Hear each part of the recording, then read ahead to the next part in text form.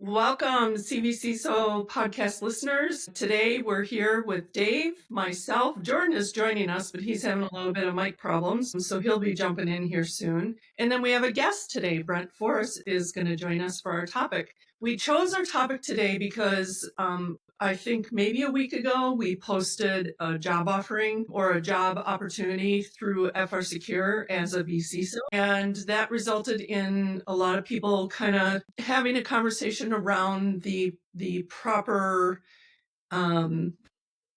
salary to hire. Compensation. Compensation for a vCISO. And so, there were different opinions. And so we thought, Brent was one of the people that offered some ideas and thoughts behind it. And so we invited him to join us, and we thought we'd just kind of have a conversation about what is the proper, or what is the proper compensation for a vCISO. And we aren't talking about as a consultant or as an entrepreneur owning your own business. This is more somebody that's being hired by a company that offers vCISO services. So I think that's an appropriate distinction, just because this is a full-time employee that earns a salary. One thing I didn't look at, Meg, is on that position, was it a remote, or was it in where FR Secure is located? It's remote. Okay. Yeah. And that makes a big difference, right? So Yeah. If it's remote and you're putting a pay scale of that amount of what it was on the job description, are you taking into consideration where they actually live? So if you take somebody in San Diego, the cost of living in San Diego, Los Angeles, San Francisco is way more than someone where FR Secure's headquarters at. Yeah. Typically, sorry, go ahead. I'm sorry.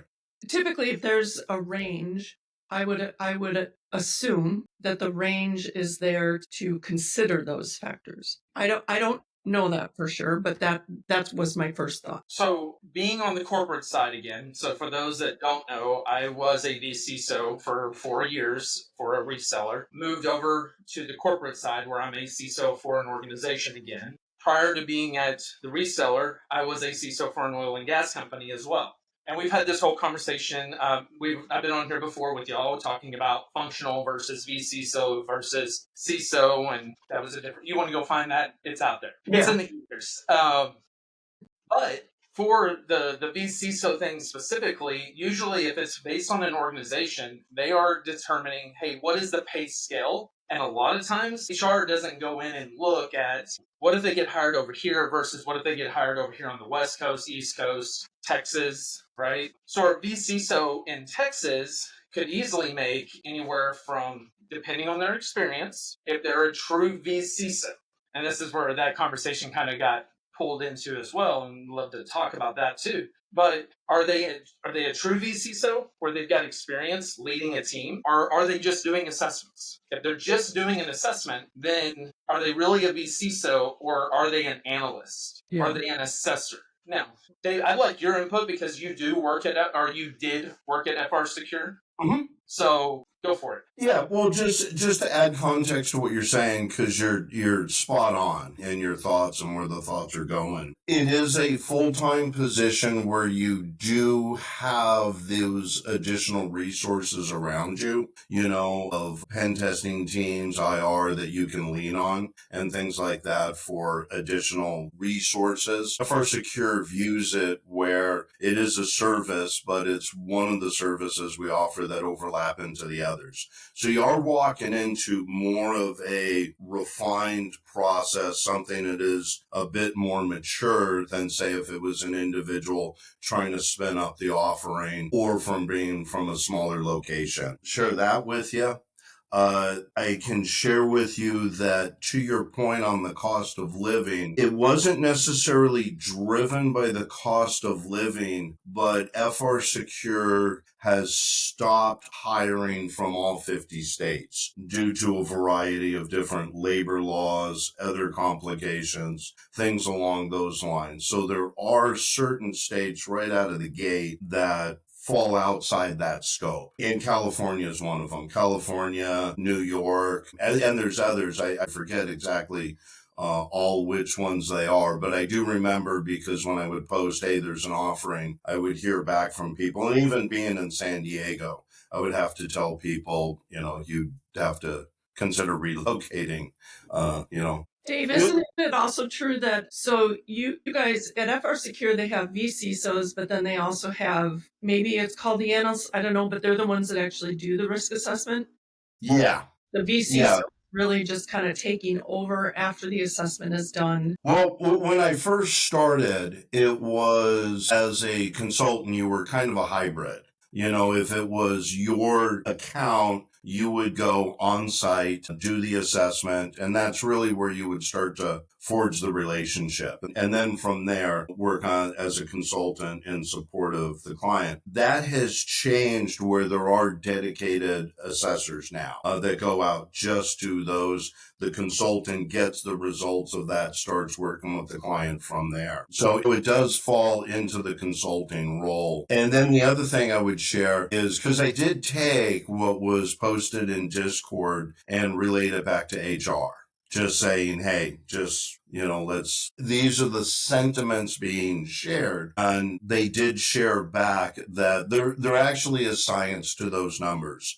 I don't know what the formula is and things like that, but I do know that, based to your point, Brent, based on where somebody resides in the states that are eligible, those were determined ranges. And right now, FR Secure is looking for somebody that is more seasoned, somebody more that can hop in, understand these things, be closer to between walk and run, versus crawl. So at the end of the day, you are looking at the higher range of what that range was that was listed. So then that's even really more disheartening, because that pay range was extremely low, unless you live in the more of the rural areas where the cost of living is a lot less. So I would say, if you're wanting someone seasoned, you're going to look at anywhere from 140 to probably 170 or 180 for that role. Yeah, and the way FR Secure has it structured is that would put you in a senior role. There's an initial coming in at a role, and then there is a senior that puts you up into that range. Yeah. Okay. So then I could see that. I would still say that, is it okay if I mention what the salary was for that? Is it? Yeah. Okay. It's public information, and I think it was 110 to maybe max of 130, if I remember correctly. Yeah, I think it was 105 to 137. Okay, thank you. Sure, no, but see, to me, even then, that is the junior. So you're saying you want somebody who can get in there and start running, or walk, run versus crawl, walk. That pay scale, at least in my mind, if I was hiring for that role, that would be a crawl, walk. I would expect I need to mentor that person up to even be considered a vCISO. That's an excellent point, because I would say that FR Secure is growing rapidly. So I think what you're tapping into there is a lack, because I was even speaking with one of the other consultants who's gone through the program and everything. It's Brian Kelly. I'll name call. Yeah, and we were talking about it, and I was telling him, because he saw what was in Discord, and he pinged me. And I said, think about what the role was when we first came on board 3-ish years ago, 4 for him, versus what it is today. And I think that there's probably some self-reflection or looking into that FR Secure could do that didn't get tapped into, to your point, Brian. But let me ask you this, bro, just out of based on your experience and your thoughts, at that range, if it's more of a junior or crawl to walk, what do you think would be a fair mentor time period to help that person get from crawl, walk to walk, run? 90 to 120 days, so 3 to 6 months. Okay. I think that, honestly, if you've got them in active engagements, and let's say the first step is they're engaged with a mentor, they're part of those conversations for a few weeks, listening in, taking notes, the mentors on the back end, making sure that, hey, after the call, what did you learn? What did you get from this? To the point where it starts to flip. They tag team it to now the mentor is listening, to now they're recording those and the mentor maybe does it not in the room, but they're listening to them after the fact. And then at some point they go, yes, I sign off that they're walking and they're on their way to run. Gotcha. But 3 to 6 months. Yeah, I would say it needs to be 3 to 6 months. Okay. No, quietly, I was having a very similar number in my mind. So. Cool. Yeah, no, it's interesting. Oh, sorry. It is an interesting thing, right? Because I came from a leadership role where I was prior to going to the reseller and building out that program. So I led a team, right? I also built out our security program. I worked with the executives. I worked with leadership and had to present to the board of directors. So I had to tune myself to be able to speak to different audiences. And I was in an oil and gas company. So I had to speak to people who were, you might call them roughnecks, to working on the rigs out in the field, to being able to communicate to the board level and everyone in between. So having that capability is also paramount for this vCISO role, because a lot of times, and this is what I found out over the last 4 years, yes, Evan is 100% correct that we need to be able to sit there and talk to the CEO. We need to be able to sit there and talk to these senior executives to get moved. But the one thing that y'all forget, and I actually did kind of forget this a little bit on my own until I've come back to the corporate side. What about the third parties? What about your major clients for that customer? So just because the customer has these requirements, what about working with the legal team to make sure that when those contracts are being signed, they're actually being reviewed? And who's doing that? Because a lot of times the vCISO's not. Hey, let me review that. And it's happened to me. For 3 years, I asked, hey, I need to review that contract. Can I get a copy of it? Yeah, we'll work on it. I need to review that contract. Yeah, we're trying to hunt it down. Do you think I have that same issue now? As No. a CISO, No. no, because No. you're intimately involved with it. Yeah. Yeah, and your role has more teeth. Correct. Yeah, that's part of, to me, that's part of the understanding of the CISO versus vCISO role, and to not get like totally stuck on the FR secure piece, because they do what they do, but just from a more global perspective, I just did a little bit of research, like, okay, well, what is the right salary? And of course, everything pops up. It depends. Yes. So it Wait, isn't that our you mantra really, in security? I know Yeah. you really can't come up with an appropriate range until you have a thorough understanding of what the roles and responsibilities are for that particular business, because it could be very different from one business to the other what the vCISO is actually responsible for. Well, and what's funny is it even depends on the client of the vCISO. So one client might just want you to attend certain meetings, review policies, be there as a mentor to the team. Yeah. Another carrier or company might sit there and go, no, we need you in the tools. We need you to understand the tools, make sure they're configured. We don't want you making changes, but we want to make sure that everything is done right. So you have to be extremely technical, and then flip of a dime, switch directly over to the leadership kind of role, mentoring, reviewing contracts, policies, all of that, and giving guidance there. But there is one common denominator. You're giving recommendations. Hey, you should do this. Yeah. Hey, you should do that. I mean, Jordan, you have your own business doing this. I mean, would you agree, or do you think that's different for you? Where do you see yourself? Can you hear me? It's faint. Barely. Use your outdoor voice. The microphone gods are not with you today, Jordan. Yeah. I wouldn't be the one to ask necessarily, because I have my own business, but I've been focusing more on the IT service provider role that I have. So I haven't been foot to the pavement, like actually running vCISO services. That's my plan, but it's not, I'm not the one to ask for advice on that. Yeah. Yeah, and to your point, yeah, and Jordan, stick with the outdoor voice best you can, buddy. I'll do my best, Dave. God bless you. God, amen. That was, yeah. Don't change a thing, man. But to your point, at least trying to, and I'm not trying to defend FR Secure. I think one of the things I picked up from the back and forth and the thoughts that were being shared was the description gets written, and it's like this with so many things. And then it just gets filtered through what somebody's perception is and their life experiences. And one thing that it doesn't say in the description to what you were saying earlier, Brent, is if you're at FR Secure, it's not a hands-on keyboard role. Correct. And I had to learn that myself when I went through as a vCISO, right? When I built that program for where I came from. So I had to learn that. And there's a lot of people that go, okay, cool, then so you don't have to be technical.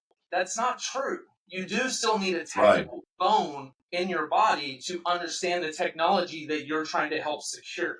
Because at the end of the day, security is not necessary if there is no technology. If they're literally pen and paper, the most of your security is like, cool, are you shredding that? And where are you storing those? So they don't get stolen or destroyed in your business. But everyone has technology. Your most critical asset, people will disagree with me, is going to be email. If your email doesn't work, a lot of times people don't even know your phone number. So if Office, like if you have G Suite or you have 65, those go offline because they have some sort of outage. It's like a break day. Like, let's just be honest. It's like a day of, cool, I'm going to go and just hang outside, enjoy the sun, because there's no other communication. Your cell phone goes down. It happened here in Dallas last year for AT&T. All of AT&T went down in the DFW area. I think it went down a lot more places than that. But DFW got hit really hard. 8 hours, 6 hours of no cell phone. Couldn't call anybody. I went back to going, how do I get to this place? Because I haven't had to pick up a hard map in forever. But my point is, is that we rely on so much of technology that if you can't sit there and actually have technology experience or knowledge, which is why the vCISO program focuses so much on that kind of like speed dating of all the different technology components to get people to understand, like, hey, you're spending, 6 weeks, Meg? It's half the class. So 5 weeks. Yeah. Technology, like networking, computers, servers. I mean, Evan goes into depth, but he goes in pretty well on like Linux and Windows and things of that sort, right? So we have to understand technology to truly effectively do the vCISO job.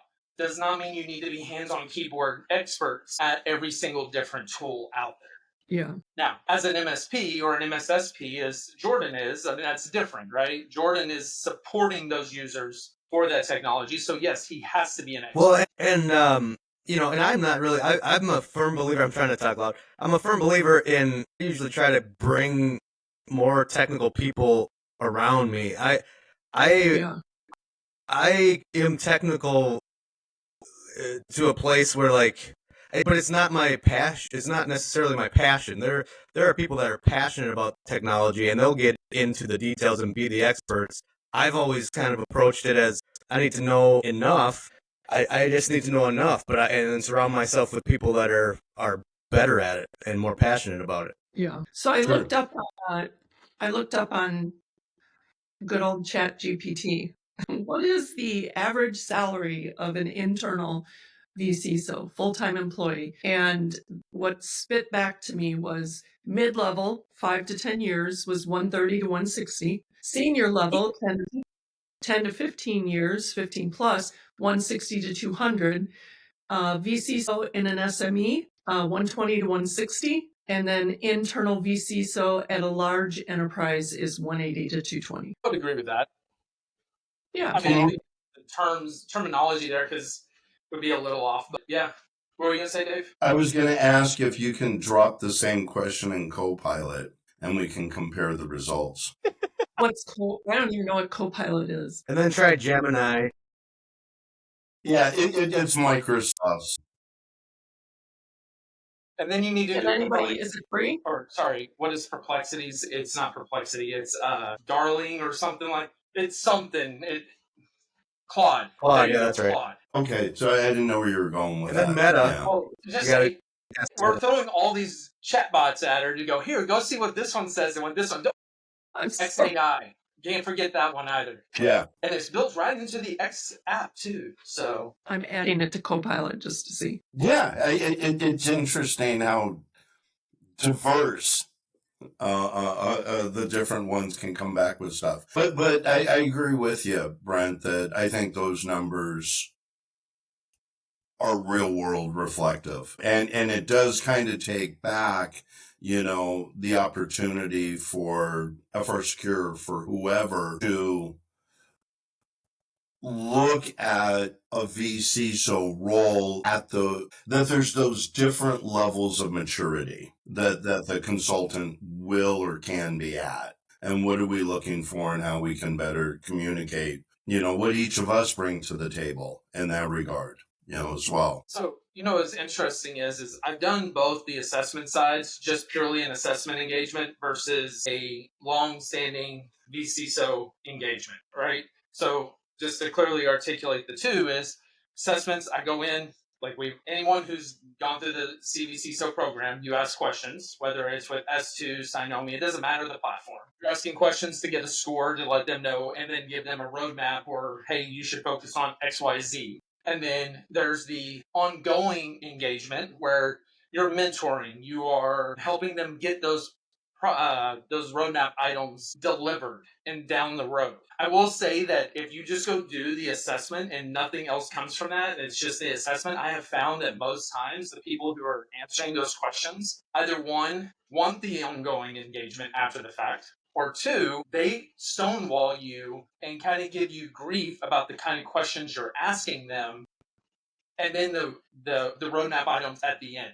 And it's interesting because it's like, okay, you're paying for this engagement, right? You asked for us to do this. It wasn't something we came in and waterboarded you with and said, you have to do this, because we can't do that. We presented it to you. You said yes, but you're arguing and disagreeing with every single finding that we give back. And you try to counter it with, but I've got this other compensating control. Cool. You're still missing this one.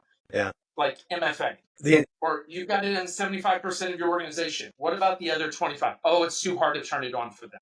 That reminds me of an engagement that I had that, you say that, like, yeah, we didn't waterboard them, but when I think back on it, they were waterboarded to do this from other people, like their clients or compliance or something was like, you need to tell us your, information security program, and we need to understand that. And so then they're doing it, but they're doing it kicking and screaming, and they hate every minute of it. No, it's insane. In my previous role, I had a client. They weren't the ongoing vCISO, but we had a heartbeat all the time, right? It was more of time and material versus a project, or not a project. It was, instead of a long-term commitment, it was like, hey, can you help us here? Can we just have a conversation, and then pay the hours of whatever it was for that hour we would meet once a month or whatever. Projects we did was we did an assessment for them.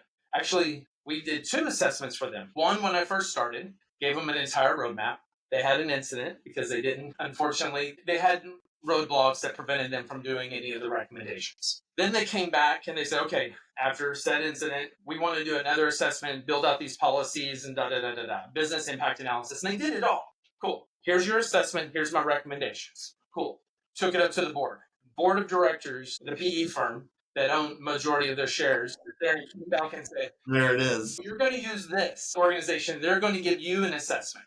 Now, I will say I died laughing when somebody from FR Secure reached out and said, hey, I'm helping so-and-so. And we both get on. We're like, wait, what? And I saw his email and I'm like, okay. So the PE firm hired FR Secure to come in and do another assessment across all their PE firms. So they just went through an entire business impact analysis, an assessment with me. Now they're doing an assessment with FR Secure. They get all the findings back, and then they go, no, we don't like those, so we're going to bring in another vCISO to do another assessment. And I'm like, cool, call me if you need me. Well, and that's what I was going to say is when you were talking about waterboarding, sometimes that waterboarding happens internal, where the one that you're navigating through the assessment with is different than the one that signed the contract. And the one that's going through the assessment, it's 50-50 right off if they think that their position is at risk as a result of as a result of the assessment. And you're really trying to communicate to them that no, this is just going to show the result of where you are. And everything that matters, really, to your point, is where are we going to go from here? And I had another accountie where we started the engagement for the vCISO, and they're like, the assessment's not important. But then they came back and they said, we're being asked if we had an assessment, so can we do the assessment so we can get it done? I'm like, yeah, that's not a problem. And we cut up and laughed the whole time we did it. And we got everything done, wrote up the report, and they were able to submit that off to whomever they needed to show proof that they've had an assessment done. But it was different energy, right? Like, so the level of engagement was completely different than those that are like, well, we do it this way and we do it that way, and we're great and we're perfect. And it's like, nobody is perfect. Yeah. Yeah, that is our issue. That is the greatest finding in this assessment is your perception that things are perfect. Correct. Let's start there. Yeah. We had one where, and it's interesting to go through these, right? Like, so the multi-organization where they've got like one parent, they've got all these subdivisions, and going through and talking to every sub. One of the subs was literally 8 employees underneath that subdivision, and they were developers. All 8 of them, developers. We don't believe in endpoint protection. It just gets in our way. Nice. Cool. Making a note. Security bad. Making a note. I would suggest, but it is your choice. The best part was it wasn't their choice. Yeah. Yeah. Well, I think one thing you've touched on that we just haven't addressed, but there are, as that vCISO, there are certain, the course says you got to get to know the client. You got to develop the relationship. You got to have that one-to-one transparent understanding and ability to communicate. So when you're going through that as the vCISO, there's certain key words you're looking for. Go with it. PE, private equity, is going to swing you in a certain direction. Developers, God bless their little hearts. And I know we're recording this, but still. There are a lot that really do want secure coding. There are just a few that just don't see it. Yeah. Well, like you said, roadblocks. Well, and I've got a lightning moment, and you're trying to water it down. Well, and like it's probably, I mean, it's true that probably security has gotten in their way of getting their stuff done. They've got a lot to do where, like, if you don't offer them security that doesn't get in their way, of course they're gonna be like, yeah, just don't do this because it'll just make my life harder, and I can't get my work done.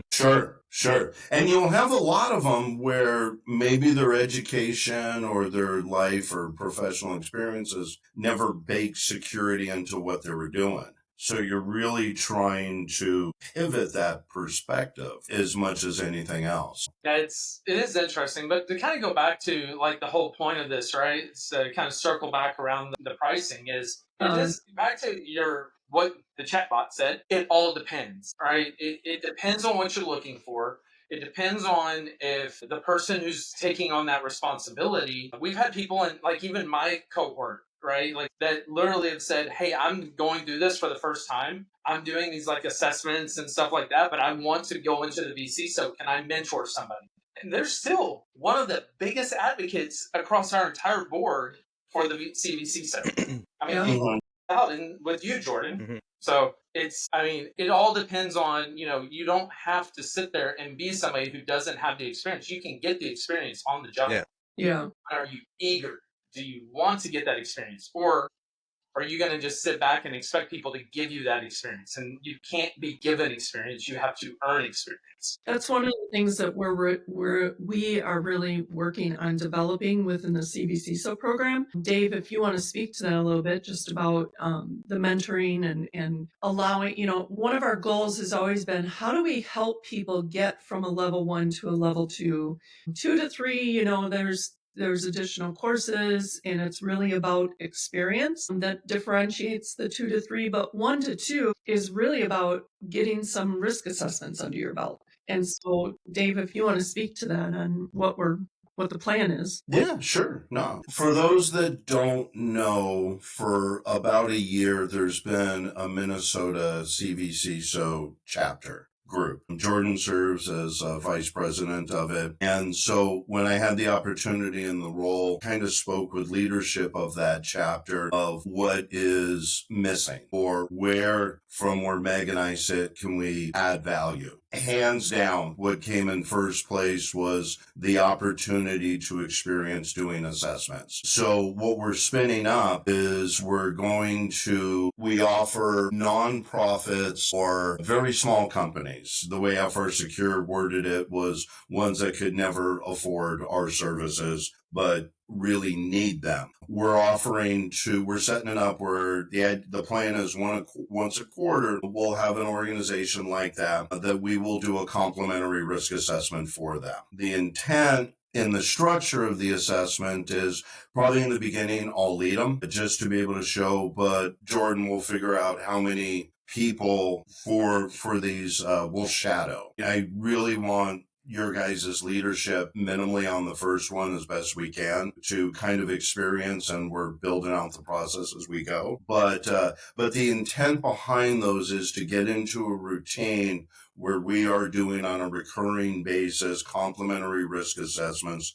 to organizations that need them. We'll do the risk assessment and we'll give them the roadmap, and we'll have graduate students shadow, so they learn, they get the experience. Their role as a shadow is not view only. They're going to be called out to ask questions, take over certain sections, have the opportunity to learn. So everybody's got a little bit more calluses after it. That is the action part of it. But the other part of it is within the CvCISO program, there is a mentor level. It's a mentor level in principle and on paper, but it's not something tangible yet. So we're taking everything that we're doing and learning from these to define what that mentor program is. So by the time we go through this cycle, there's a clear path for who that initially is doing a shadowing, learns how to do an assessment, and also the student over time can become a teacher and ultimately strive for mentor level status within the program. And like you said, Bryant, it's not experience that you can just sit there and say,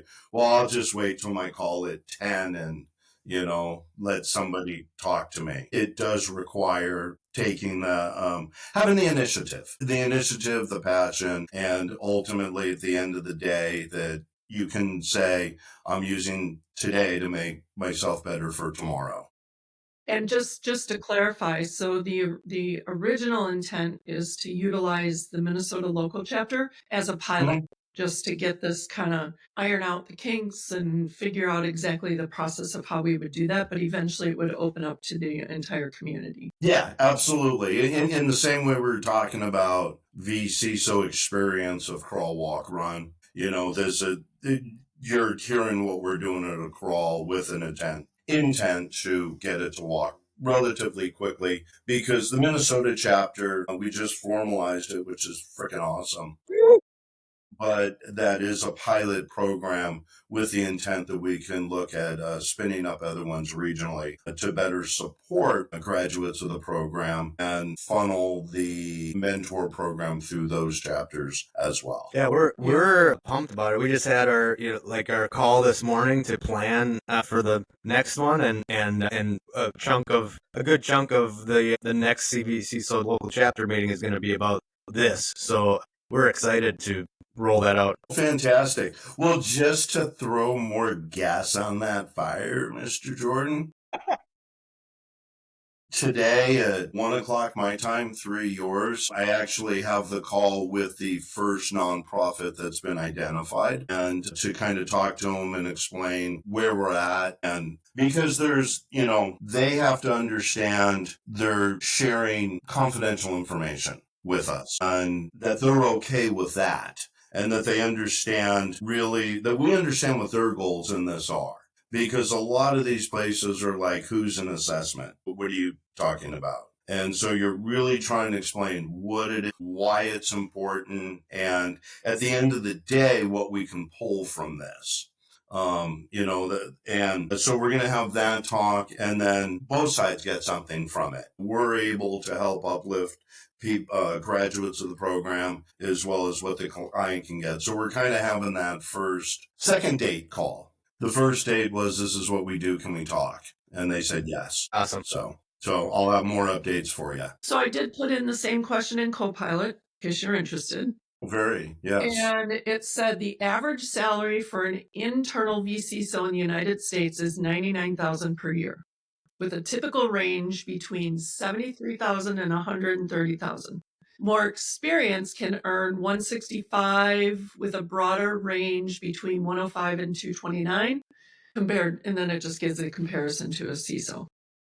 That's what it classifies as an internal vCISO. What? See, this is why we use more than one resource. Because we're also starting to learn probably what Microsoft And this is why you need HI after the AI, man. You gotta have that human intelligence afterwards. You can't just.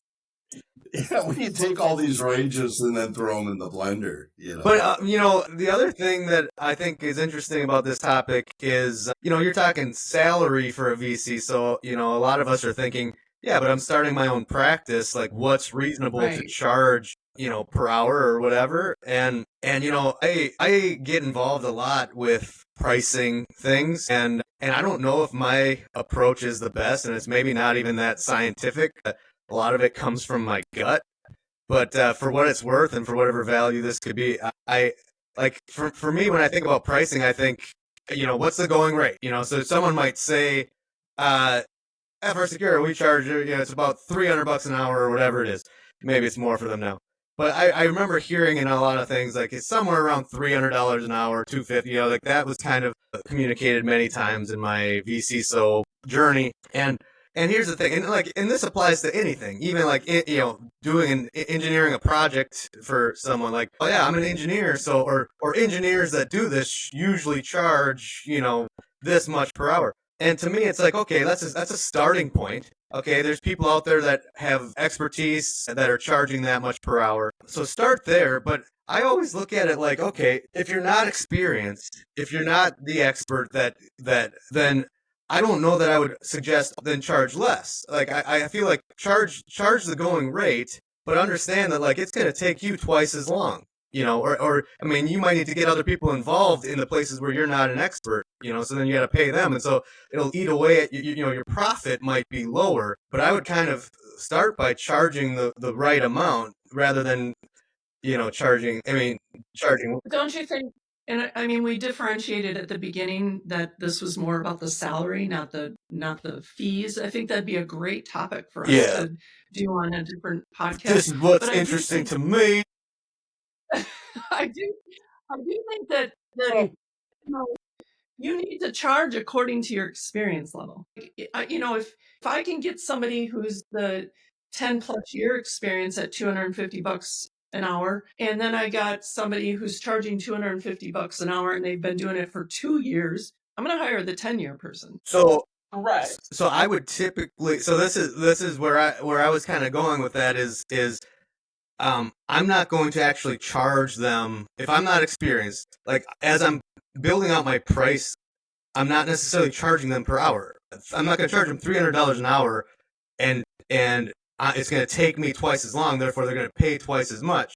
And like it's a starting point for me where I'm going to eat the cost of what, like, because you have to think, to me, I have to think about the whole thing. And really, the gold nugget for me is not even, like, that's a part of the process of figuring out what the pricing is going to be for me. But at the end of the day, I think, what's that end price then? You did all this math, and was it worth it to them? Like, what's the value? What like, if this whole engagement's going to cost them $10,000, did you deliver $10,000 worth of value to them or more? And so it's almost like the hourly rate is just a part of the conversation. It's not like a science. Like I'm not gonna. It might end up being that even though you kind of priced it with $300 an hour in mind, at the end of the project you did not make $300 an hour. Correct. True. 100% right, Jordan. Like when you go into making those deals or contracts, whether it's a year contract or it is a one engagement, like an assessment, you have to figure out, okay, how much time should I be allocating to ask these questions? Like, what are my guardrails? And then you calculate, okay, I'm going to take 10 hours. It's going to take 10 hours to do these questions. Now I've got to go back and write this report, and then I've got to go back and present this report. What are those hours also? So now you're coming up to, let's say, 24 hours. You figure out your hourly rate, you throw a little extra risk margin in there. That determines what that scope is for that client. Now, if you go outside of that because y'all chalked more than you needed to, I'm sorry, you're eating that. Mm-hmm. And then next time you do another one, you go, okay, are these talking people, or are they to the point?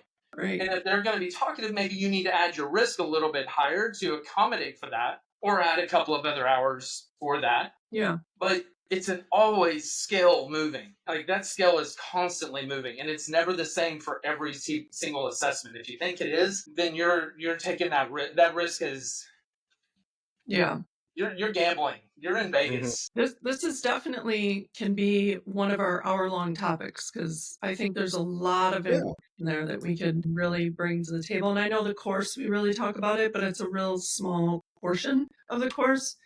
So it'd be really cool to get different perspectives on pricing. Yeah.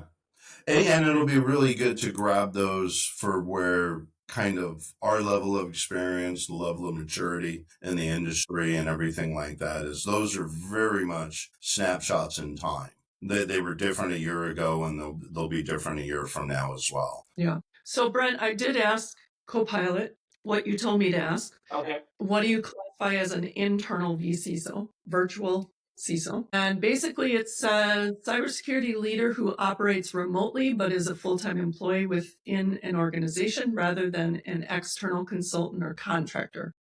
Okay. That is what I was concerned about is that they're not even looking at what we're talking about. So, and the other thing, if you're going to, the 70,000, I think it was like 70 something thousand at the low end for somebody, that's government CISO. However, one of the comments that was made in Discord in our community was from a K-12 educator who That'd be does fair this too. work, and she said this salary is lower than what they offer in the public school system. I believe that. I thought that was interesting. But it also depends on the school district. True.